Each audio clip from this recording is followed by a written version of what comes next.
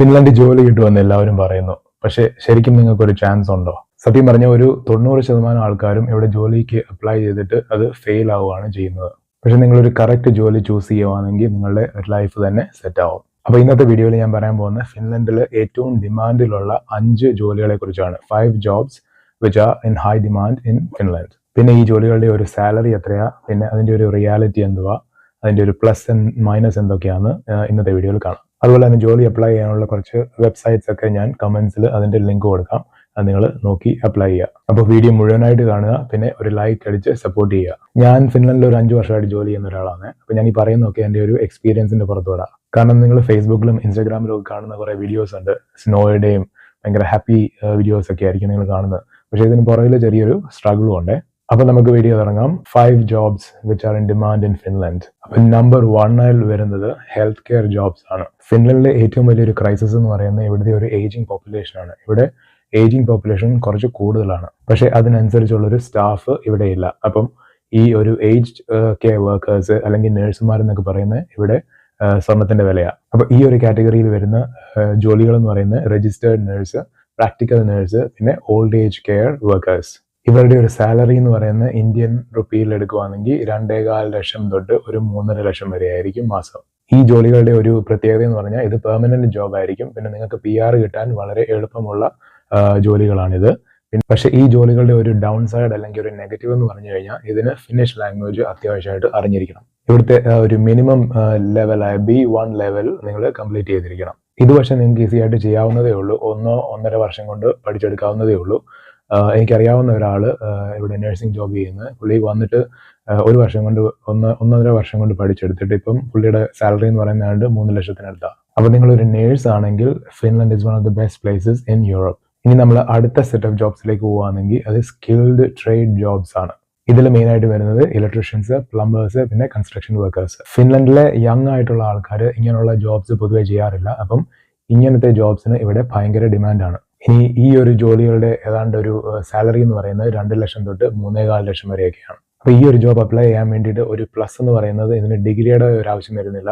പക്ഷെ നിങ്ങൾക്ക് നല്ല സ്കിൽ ഉണ്ടെങ്കിൽ ഇത് നിങ്ങൾക്ക് അപ്ലൈ ചെയ്യാൻ കിട്ടാവുന്നതേ ഉള്ളൂ. പക്ഷെ ഇങ്ങനെയുള്ള ജോലികളുടെ ഒരു മൈനസ് അല്ലെങ്കിൽ ഒരു ഡൗൺ സൈഡ് എന്ന് പറയുന്നത് ഇവിടുത്തെ ഒരു വെതർ ആണ്. ഇവിടുത്തെ ഹാർഷ് വെതറിലൊക്കെ നിങ്ങൾക്ക് ജോലി ചെയ്യേണ്ടി വരും. പിന്നെ ഇവിടുത്തെ സ്ട്രിക്റ്റ് റൂൾസ് ഫോളോ ചെയ്യണം.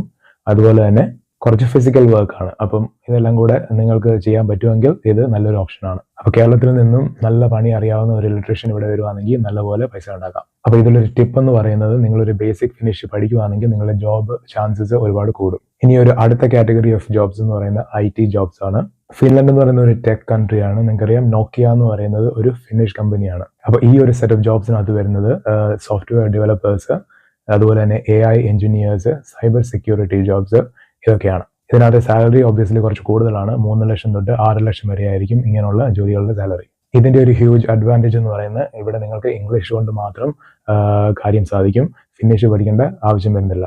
പക്ഷേ ഇങ്ങനത്തെ ജോബ്സിന്റെ ഒരു ഡൗൺ സൈഡ് അല്ലെങ്കിൽ ഒരു നെഗറ്റീവ് എന്ന് പറയുന്നത് നിങ്ങൾ ഹൈലി സ്കിൽഡ് ആയിരിക്കണം. കാരണം കോമ്പറ്റീഷൻ ഈ ഒരു ഫീൽഡിൽ ഭയങ്കര ഹൈ ആണ്. അപ്പൊ നിങ്ങളൊരു ഫ്രഷർ ആണെങ്കിൽ കുറച്ച് ഡിഫിക്കൽട്ട് ആയിരിക്കും. അപ്പൊ നിങ്ങൾ ഇന്ത്യയിലെ ഒരു ആവറേജ് ഡെവലപ്പർ ആണെങ്കിൽ ഇവിടെ ജോലി കിട്ടാൻ കുറച്ച് ടഫ് ആയിരിക്കും. പക്ഷെ നിങ്ങൾക്ക് സ്ട്രോങ് സ്കിൽസ് ഉണ്ടെങ്കിൽ സാലറി ഹ്യൂജ് ആയിരിക്കും. അപ്പോൾ ഇതിൽ നിങ്ങളുടെ ജോബ് ചാൻസസ് കൂട്ടാൻ വേണ്ടിയിട്ട് നിങ്ങൾക്ക് ചെയ്യാൻ പറ്റുന്നതെന്ന് പറഞ്ഞാൽ നിങ്ങളുടെ ഒരു ലിങ്ക്ഡിൻ പ്രൊഫൈല് സ്ട്രോങ് ആക്കുക. അതുപോലെ തന്നെ ഒരു യൂറോപ്യൻ CV ഫോർമാറ്റ് യൂസ് ചെയ്യുക. ഇനി 4മത്തെ ഹൈ ഡിമാൻഡിലുള്ള ജോബ്സ് എന്ന് പറയുന്നത് ഫാക്ടറി ജോബ്സ് അല്ലെങ്കിൽ വെയർ ഹൗസ് ജോബ്സ്. പല ഇന്ത്യൻസും ഈ ഒരു ഫീൽഡിലാണ് സ്റ്റാർട്ട് ചെയ്യുന്നത് ഇവിടെ.